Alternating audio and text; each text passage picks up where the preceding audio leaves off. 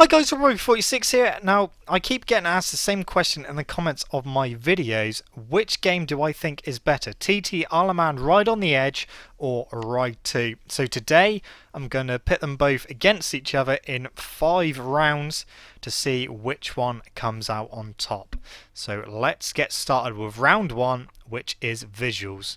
Now, the TT game has some really awesome visuals, awesome lighting effects. The bikes look stunning right down to the smallest details. Tracks look really good. The trees, the rider, everything looks top notch and top quality. And like I said, the lighting effects are really, really good. Apart from the evening lighting effects, it does get a little bit dark occasionally, but other than that, it is all good. Ride 2 visuals, however, they definitely pale in comparison to the TT game. Obviously, Ride 2 came out in 2016. Milestone were using their own in-house graphics engine when building the game. And it is looking a bit dated now. It definitely leaves a bit to be desired with visuals in Ride 2. The details on the bikes are really awesome. The smallest of details are there, but the tracks do lack a bit of character. The lighting effects aren't as superior as the TT game. So yeah, overall the TT game definitely looks better visually. So the first round and the first point goes to TT Alaman Ride on the Edge. Round number 2, gameplay. Now this is where it starts to come undone a little bit for the TT game. The gameplay is okay. I find personally the game plays best in first person mode. They have updated the game, which has smoothed out the way that the rider hangs off his bike, and they did change the handling in third person a little bit. However, it's still not enough to convince me to play in third person. It still doesn't feel right. It feels really, really weird to use. The bike doesn't feel connected to the ground, and like I said, there's actually only 3 camera angles that you can choose whilst playing, and the first person one, when you're looking, or basically the cockpit view, is the best one for handling. Third person don't feel that great, and just the full on first person view where you don't see any bike at all doesn't feel right either. Ride 2, however, gameplay is all good. Although the TT game tried to go more of a simulation way and it didn't quite work out, Ride 2 stuck to what it does best as Simcade, so a cross between simulation and arcade. The bikes feel really good. They feel planted, they feel connected to the ground. They don't go wayward like they do in the TT game for no reason. You pretty much always feel in control, apart from when you push that a little bit too far, but then that's down to player error rather than anything else. Going over jumps is a little bit tricky, but then it is on the TT game as well. But if you just slow down on both games, you definitely get over without any problem. But yeah, gameplay in Ride 2 definitely feels better than the TT game. I was, because I've been playing the TT game for quite a long time, when I came back to record Ride 2 footage for this video, I was a bit worried that I was going to find it a bit slow and changing direction on Ride 2. However, it didn't feel anywhere near as slow as what I was expecting. It still felt pretty fluid, and yeah, I got to grips with it really, really quickly. So Ride 2 takes this round, and Ride 2 takes its first point. Third round is sound. Now this is a bit of a difficult one because the sound in both games is just okay. It's nothing spectacular. The TT Alaman game leaves a lot to be desired. The bikes sound quite synthetic, quite tinny. The added sound of the wind noise is a bonus, though. It does help to add a great sense of speed, especially when you get into the real top speeds of the bikes, especially the super bikes. But yeah, the bikes don't really sound that great.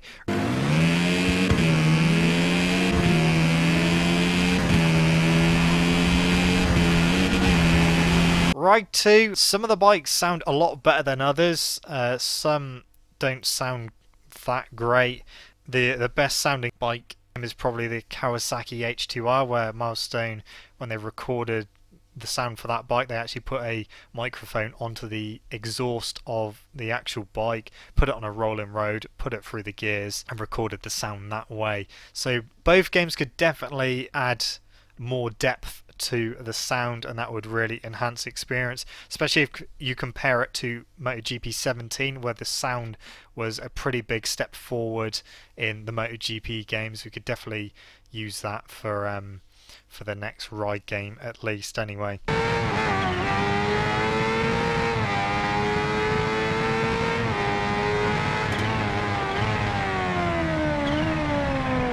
So this one is going to go down as a draw, so no one wins round number 3.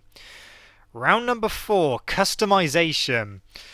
TT Aleman right on the edge doesn't really have much customization at all. Even when it comes down to the rider customization, you can choose the colour of your helmet, levers, gloves and boots. However, you cannot do it individually. So you basically, when you're creating your rider, you pick your colours and it applies those colours to all of your rider gear. So you can't do it individually. It's done all as one, and the results aren't really that great either. It doesn't look that nice. It looks quite messy. And that is pretty much it for customization. There's no customization with bike liveries or anything like that. It's very disappointing with the customization in the TT. It only has the official liveries for the bikes. Customization in Ride 2 is huge. Ride 2 has bucket loads of customization options. Whether it's for your rider, you can choose different helmets. You've got lots of brands for your helmets, your leathers, boots and gloves. And yeah, there's so much to choose from. You can also customize your rider's riding style, so you can make a unique riding style unique to your rider. You can choose your supermoto gear and riding style as well. And yeah, there's just so much to choose from for your rider. Bike customization is really awesome as well. You can customize the exhaust pipes, the transmission, whether you want quick shifters, customize the wheels, the tires, the mirrors, the livery of your bike as well. You've got some preset liveries you can choose from, and you can choose which one you prefer. The game does have over 1,200 customizable parts. That includes bike and your rider as well. So there is bucket loads of customization for you to play with in Ride 2. So this round goes to Ride 2, and Ride 2 gets its second point. Final round now, round number 5 is content. How much content do both games contain? And are they worth the money, really? So TT Aleman, the content in the game is 10 tracks, one of them being the full TT Aleman circuit, so a huge circuit, and the other 9 tracks are all fictional tracks, some of which are based on real world locations, like the Triangle circuit is loosely based on the Northwest 200 track. That is it for track. It is a little bit disappointing, especially in career mode, where the same tracks, because there's not a huge variety of them, the same tracks come up over and over again, and you find yourself doing the same races pretty much over and over again, which does get a bit stale pretty damn quickly. Whilst we're talking about career mode, there isn't a huge amount to do in career mode other than obviously race. You gain fans and money so that you can buy some new bikes, but yeah, it's pretty basic and pretty bare bones career mode in the TT game. Bikes on release, the game contains 35 bikes. That is what is advertised. At 36 if you include the Joey Dunlop Tribute Honda. However, if you look at it closer, it's actually even less than that, because a lot of the bikes are basically the same bike, just with slightly different stats and a different livery. So if you look at the super sport bikes, there is actually only 4 super sport bikes. You got your Honda CBR 600, your Kawasaki ZX6R, your Yamaha R6, and your Triumph Daytona 675. Like I said, there is more than one of each of those bikes, all with slightly different stats and different liveries. But that is it for Super Sport. Super Bikes isn't much better with 6 Super Bikes. You got your Honda CBR 1000RR, Kawasaki ZX-10R, BMW S1000RR, Suter MMX 500, your Norton V4, and the EBR 1190 RS. And that is it for the Superbikes. So very lacking in content. The game, yeah, it is quite disappointing with the content in the game. We are getting sidecars added for free as DLC next month in May, so that will obviously add more content. I'm hoping we're going to get some more DLC in the form of last year's Bikes and Riders at the TT, and hopefully this year's Bikes and Riders as well, because that will add a hell of a lot more, and we really need a Suzuki GSX-R 1000 in the game because there's no Suzukis whatsoever. Ride 2's content, it is brimming with content. There is so much content in the game.